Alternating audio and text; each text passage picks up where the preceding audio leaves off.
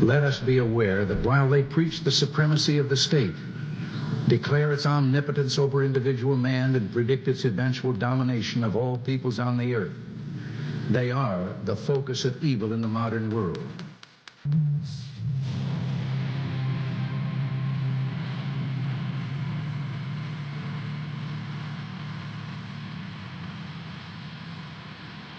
Gentlemen, this is the Democracy Manifest. America will find you, and we will bring you to justice. We came, we saw, he died. Ladies and gentlemen, we got him. Good morning, everyone. It is May 19th, 2023.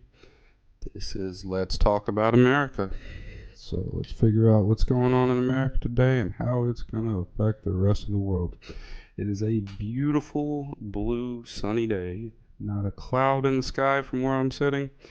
Once again, if you have the opportunity, go outside, get some fresh air, leave your phone at home, walk around, clear your mind. So what I'm seeing today that I want to start off with is Disney is going to war with Florida, or they've been at war with Florida for quite some time, but it seems they're stepping up.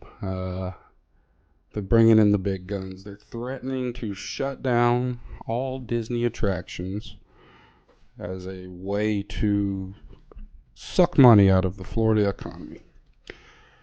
This is insane, guys.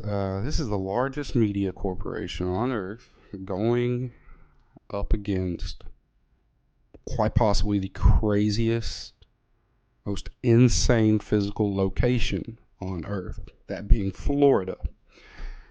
Now, many people from around the world are well aware of the insanity that Florida creates and pumps out into the universe, most notably by their most famous resident, Florida Man.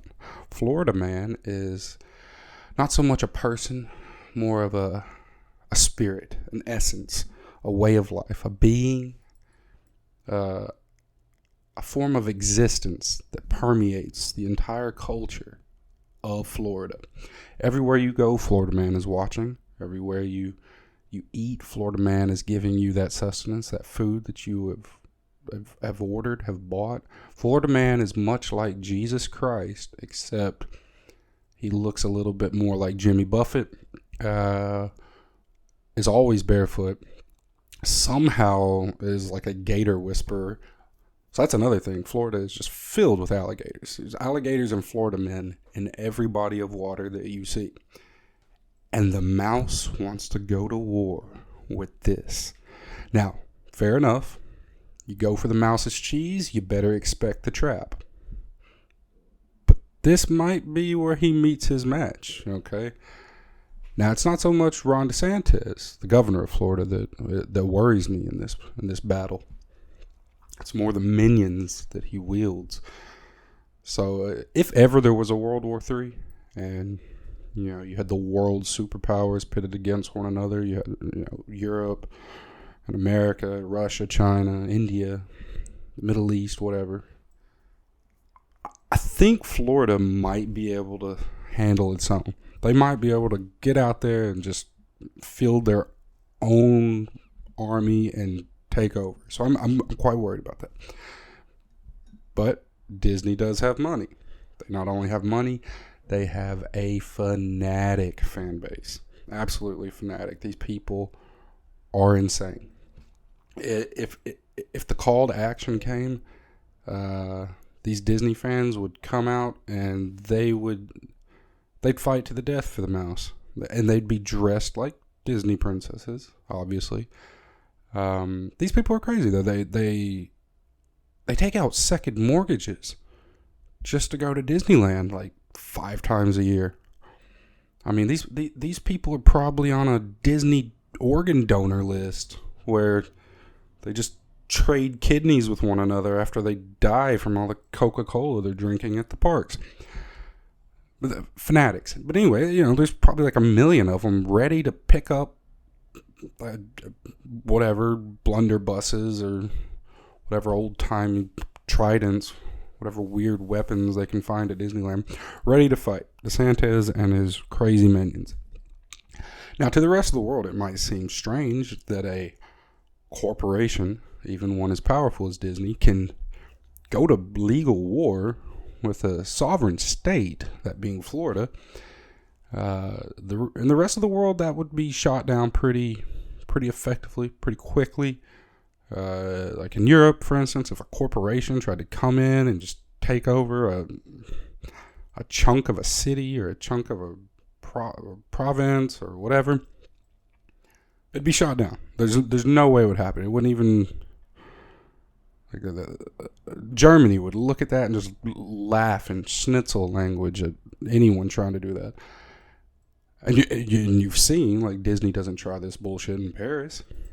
I mean, they get butt fucked by the French, the Parisian municipality government all the time, and they suck it up because there's no recourse. But in America, money talks, and Disney has all the money. We'll see how this goes. I'm interested. So I think if Disney comes out on top of this, it's will set a very terrible precedent to corporatize even further the not only intellectual domain, but now the physical domain of America. And soon you will be buying from Disney farmland, and you'll be driving on Disney highways, and you'll go to beaches that are just owned by Mickey Mouse. It'll be called like Donald Duck Quay or Goofy Point. So we'll see. It's going to piss off a lot of people it's not that I support Ron DeSantis. He's a bit wacky in himself, but it's going to piss off a lot of people that he's going to win because they hate him so much. He's like Cuban Donald Trump. For some reason, they hate this guy. But again, he's just down there in Florida doing Florida things, so I'm not sure why anybody's surprised about it. But we'll see. This one's a funny one. So, somehow, the Pentagon, through an accounting error... You ever notice how the Pentagon has all these accounting errors? Like, back in the day, it was $3 trillion go missing, and then it was 20 years of war in Afghanistan and Iraq. How does that happen? Now, all of a sudden, they've put together this aid package, or support package for Ukraine, of course, and through an accounting error, $3 billion extra dollars just pops up out of nowhere. Now, there's a little bit wrong with this. One, the fact that $3 billion is an accounting error. Well, the Pentagon needs to get better accountants, if that's the case, because we can do a lot with that in America. We can solve a lot of problems, but if this money's just popping up out of thin air, and then we're just tagging it on to the bill like a fucking Starbucks gratuity button after you order your latte, there's a problem with that, because obviously these packages have to go through Congress. They have to get voted on, and they back and forth to find out what's a good amount that can be sustained. It's not going to piss everybody off. And then just out of nowhere, we had $3 billion more. Well, okay. I wish my accountant would do that. I wish he'd call me up and be like, hey, this weekend I found $3 billion laying in the sock drawer. There you go. Have fun. Go treat yourself. And also, and I'm still, I know this isn't a popular thing to say, but why the fuck are we supporting this war? Why are we involved in this war? This is stupid. There's no reason we should be halfway on the other side of the earth fighting a war that does not matter. For America, it does not matter at all. We literally are just supporting a corrupt Russian mob boss in Zelensky, because let's be honest, he might have a Ukrainian passport, but the fella grew up Russian, speaking Russian. That's his first language. That's his mother tongue. Lived in Mongolia, which they're just Asian Russians. Let's be real. They might speak a little bit Mongolian, but they're just Asian Russians. But come on, this is why are we over there? One Russian mob boss fighting another Russian mob boss over Russian mob money. The only reason we're over there is because a bunch of U.S. politicians want to get their cut of the pie. They want to get a little taste of the rubles. They want to stuff their pockets with all those fancy rubles, drag it back over here, and put it away into banks for a rainy day. They want to make their billions. And this is the same thing that happened after the fall of the Soviet Empire. It wasn't just these Russian oligarchs that made their billions. There was a bunch of Western fellas that went over there, scooped up everything they could, sold it over into the West, made absolute fortunes off the backs of a crumbling empire. And that's what's happening again, except they're trying to rebuild the empire. And if anybody seriously thinks that Ukraine is going to win this at the end of the day, well, buddy, I've got a bridge in Kiev to sell to you. But $3 billion more added onto it. And I'm sure next week there'll be another package for another $100 billion, and it'll just keep on rolling every single week, every single month. It's just billions and billions more. But until we get the politicians who vote for this bullshit out, it won't change. So, what else do we have here? So, here we go. Football season is coming up. Not soon. 2 months, but the news is brewing. So from the other day, I was talking about John Morant. Now he got suspended. So at first it was just everybody was complaining about him, but seemingly now he's getting a $20 million fine and gets suspended for half the season. So I know in the last episode I did say that I support his right to flex his Second Amendment, which I still do. I think he did nothing wrong there. Realistically, he does have a contract with his team and with the NBA stating that he can't do anything to damage their image. Now, obviously, that doesn't get treated equally. There are other players doing just as stupid things all the time, and the NBA doesn't say anything about it. And they pick and choose between what they want to enforce and what they don't want to enforce. But it's the way of the world. They're a big-ass corporation, and that's what they're going to do.